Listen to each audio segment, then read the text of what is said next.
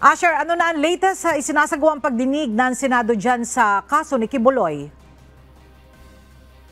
Ella, dahil sa mga storya ng mga batang babae na inihanda umano bilang mga tinatawag na pastorals sa Kingdom of Jesus Christ, ngunit pinilit sa sexual abuse ni Apollo Quiboloy, ay ipinagpatuloy ng Senado ang investigasyon sa pangunguna nga ni Senador Risa Contiveros, ang chairperson ng Senate Committee on Women, Children, Family Relations, and Gender Equality.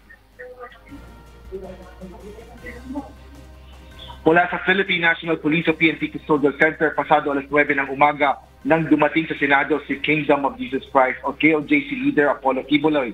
Kung kadalasang makikita ito na balot ng bulletproof helmet at vest, ngayon ay nakasuot lang ito ng jacket, wala kahit sombrero at hindi ito nakaposas. Ito ang unang pagkakataon na haharap si Quiboloy sa ika-4 ng pagdinig ng Senate kaugnay ng mga illegal na aktibidad nito nang magsimula ito noong Enero ngayong taon. Kaugnay ito sa mga umano'y pang-aabuso at iba pang illegal na aktibidad ni Quiboloy. Kabilang na ang human trafficking, pagmamalupit at iba pang pang-aabuso, partikular na sa mga kababaihan, menor de edad at iba pang miyembro nito. Sa pagdinig, sinalaysay ng isa sa mga umano'y babaeng inabuso ni Quiboloy sa loob ng nagdaang 3 dekada. Idinitalya ni Teresita Valdueza ang ilang beses na sexual abuse ni Quiboloy sa kanya. Matapos ito ay nagsimula ng magdudas siya kay Quiboloy at nagsimulang umiwas sa religious leader. Bunsod nito ay sumailalim siya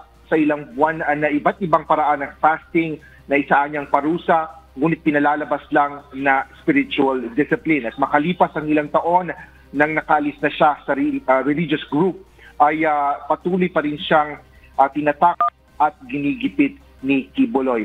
Sa kasalukuyan, Ella ay nagbibigay naman ng salaysay, sinasailalim sa pagsasayasat ng Senado ang isang babaeng Ukrainian na inabuso rin ng sexual ni Apollo Quiboloy. At samantala kinumpirma naman ng Department of Foreign Affairs na wala pa silang natatanggap na extradition request o assistance mula sa Estados Unidos. Yan muna ang latest dito sa Senado. Balik sa iyo, Ella. Maraming salamat, Asher Cadapan Jr.